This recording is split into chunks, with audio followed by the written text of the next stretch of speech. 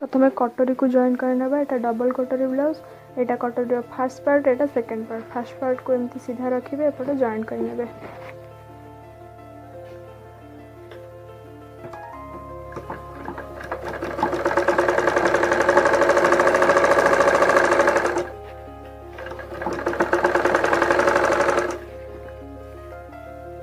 से भाव एपटा को से भाव जॉइन करने।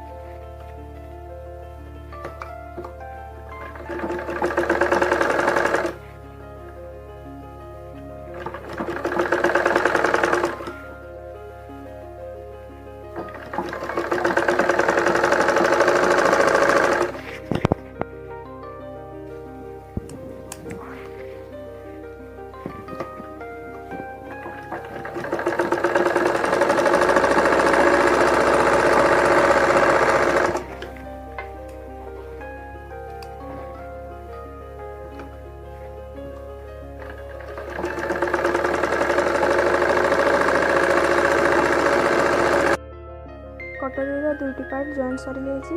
एबे कटोरी को लेउटाई देबा। सेकेंड पार्ट टाको समान भाव में भांगी दे मझिरू अधा इंच गोटे डाट मारी नेबा, जेमिति कि से मझी सिलाई अधा इंच छाड़ी कि से डाट एंड होथिबो। पूरा सिलाई पर्यंत देवे ना, अधा इंच छाड़ी सिलाई शेष करेंगे। से भाव ए कटोरीटा को सामान भाव में सेकेंड पार्टा को भांगी नहीं गोटे अधा इंच डाट मारी ने। डाट मारे द्वारा कटोरी साइज पूरा परफेक्ट आसी था। मु अधा इंच डाट मार्ची ऊपर सिलाई पाखु इंचे छाड़ी डाट शेष करेंगे। एबे दुईटी कटोरी सिलाई सरी जाइए, दुईटा सामान अच्छा। एबे आर्महोल पार्ट सह एटा को जॉइंट करवा। अधा इंच जेकोसी सिलाई हो अधा इंच छाड़ी सिलाई मारे, नहले सिलाईटी फिटी जीवार चांस थाए।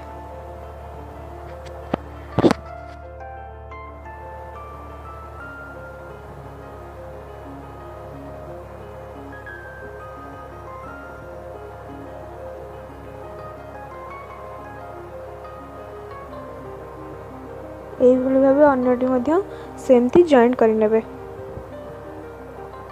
एबे दुईटी जाक आर्महोल सह दुईटी जत कटोरी जॉइंट हो सारी।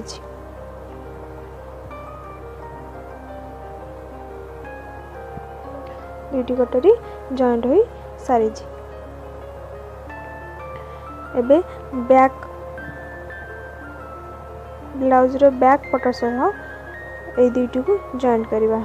फ्रंट पट को ऊपर को रखिए, बैक पटटा को तल को रखिए। आग पटर ऊपर को रखिए, माने स्टिचिंग साइडटा जो अस्त्र साइडटा ऊपर को रखिए, भीतर को दुईटी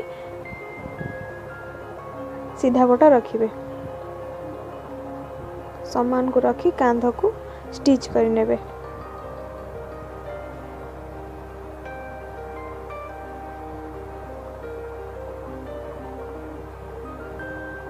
से यहाँ रखिए और कांध को स्टिच करने।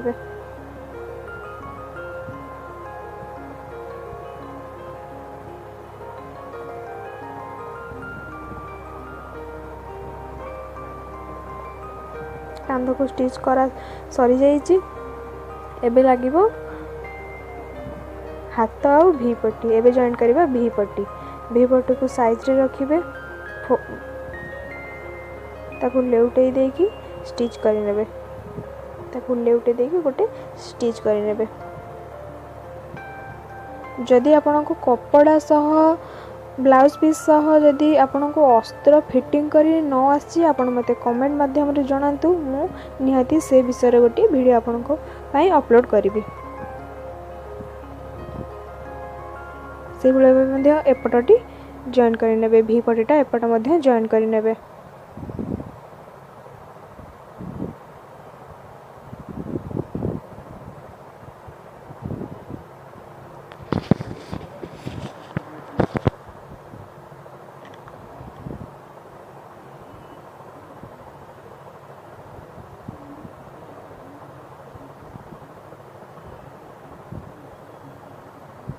एबे जॉइन करवा हाथ ब्लाउज हाथ फोल्ड कला परे आग पटू टिके सेप अध इंच गोटे सेप जमीती कम भाव में पछपटू कम अध इंच कटा होता आग पटे सेटा आग पटू रहिबो। फोल्ड कला बेले मझे गोटे डाट देथिबे हाथ को समान भाव में फोल्ड कर मझे गोटे डाट देथिबे कांध पाखरु मापी नेबे कांध पाखरु मापी नेबे कपड़ाटी जोंटी जोंठु हम सेउठु आपण स्टिच करी करी अध इंच सब बेले अध इंच छाड़ी की स्टिच ही करिवे।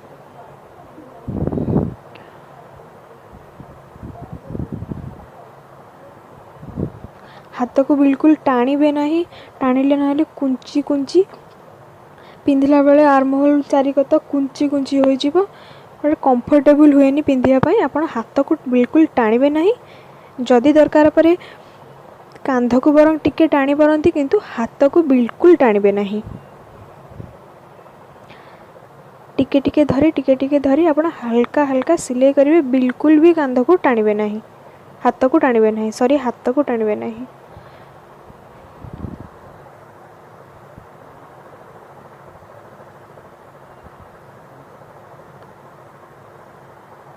केबे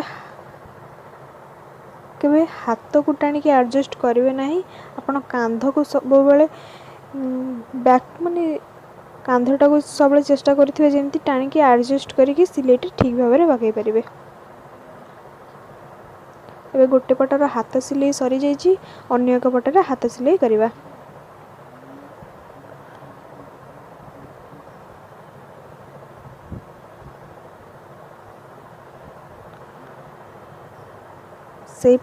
सेपट एपट एबे बैक पटटा फास्ट सिलाई करवा से जेहेतु कपड़ा को फोल्ड कर नेबे जोटा अध इंच गैप जो पटे थी सेटा को पछ को रखिबे जोटा कम सरू पटटा को ताको आगो को रखिबे ताको फोल्ड कर नेबे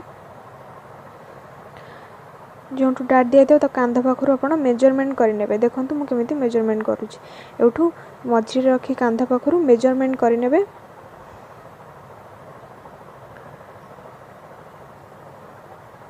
फोल्ड करी मेजरमेंट कर नेबे जोंठी आपणकर कपड़ाटा शेष होची सेउठा आपण स्टिच करी स्टिच कर देबे।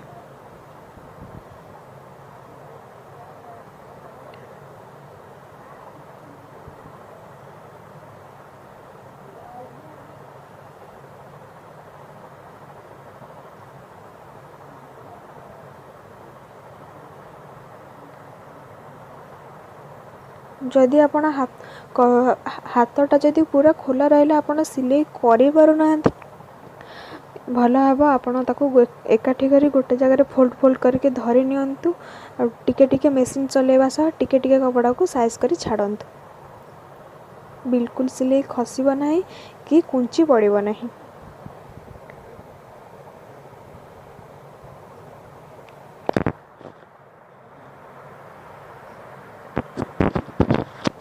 एबे देखंतु दुई पटर हाथ मु स्टिच कर सारी। आपन को जदि वीडियो भल लगे वीडियो गोटे लाइक करंतु शेयर करंतु कमेंट करंतु आपन को कमेंट रिप्लाई रखिया को मु चेष्टा करिवि। धन्यवाद।